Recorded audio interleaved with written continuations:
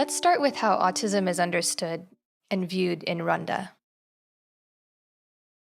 Autism in Rwanda is still there's still low awareness. People don't understand what it is. Even there's a lot of stigma where you find that parents hide their children inside their houses. They don't want them to get out. They don't know what to do.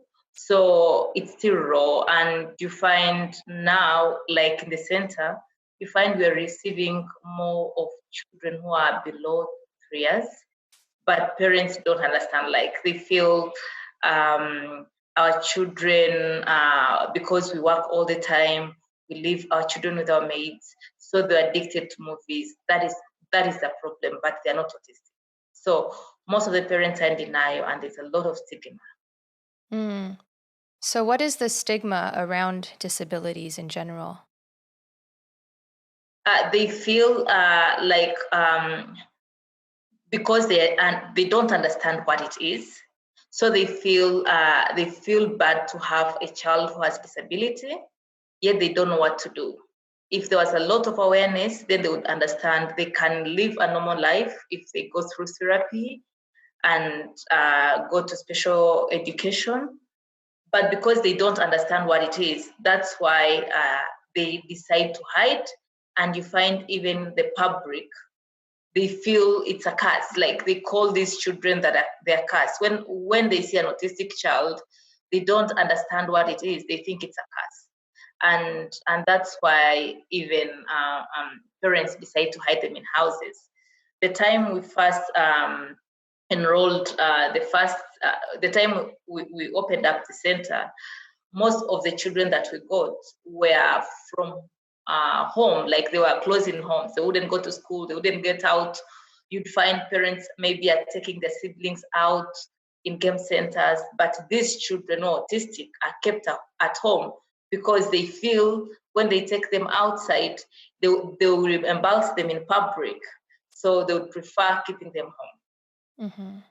So, when they take them out in public, other people will judge them for bringing the kids outside?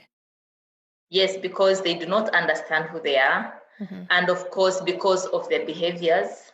So they feel embarrassed sometimes, like if one goes and runs around screaming, so others are all staring at the children. In our center, we have days when we take our children for a walk outside. Whenever we take them for a walk, you find everyone like is looking at them as if they have never seen them. You know, mm-hmm. Like where we pass, you find people on the street are just staring at them, mm-hmm. as if they're not human beings. Yeah. So, you said that some parents think that it's a curse, like a curse from evil spirits? Yeah, some think it's a curse from evil spirits. Some think that they are maybe witchcraft. There are very few people who understand what it is. Mm-hmm. And that's why the stigma, that's why I remember the time I started the center, my friend told me, why would you go for that? Those kids are cursed. You know, whenever you leave the center, you need to first pray. Don't take the curses to your house. Oh, really? Imagine someone so it's a big challenge. So what kinds of services are available for families?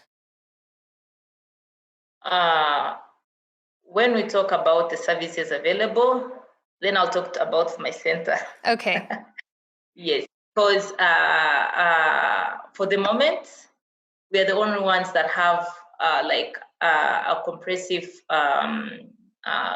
kind of setup with different services. We have occupational therapy, we have speech therapy, we have special needs education, physiotherapy, and in all, we use ABA mm-hmm. in all the departments.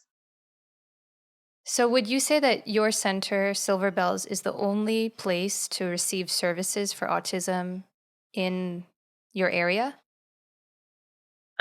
In Kigali, there are other centers, but we are the only ones that have all that package. I see. Yeah. Yes. Are doctors diagnosing autism? Now they're trying to understand what it is, because now I'm getting some hospitals are referring children to the center. Okay. Like parents will call me and they'll say, we have been referred by this doctor to your center. They told us you can support us. So at least now but these are big hospitals. So small hospitals do not understand. Clinics do not understand what it is. Mm-hmm. Yeah. Normally, like when they see an autistic child, they think these children are mentally disturbed. They think of taking them to a mental hospital. Yeah. I see. Yeah.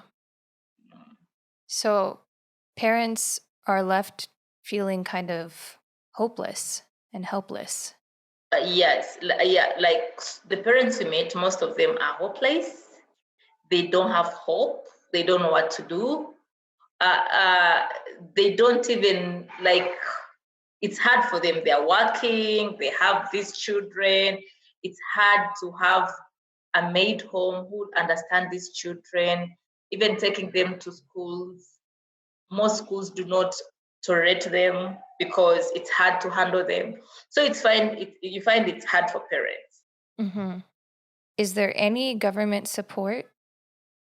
Like, how are parents paying for services at your center? The government is now supporting us because during the lockdown, because now at the moment all schools in Rwanda are still closed, but we're happy that in June they allowed the centers to work because now they can recognize children with autism. That was a big step on the side of the government, because at least they recognized that these children exist and they needed help. Yes. Yeah, that's a huge step. You've been watching Autism Knows No Borders. If you like this video, please give it a thumbs up and subscribe to our channel.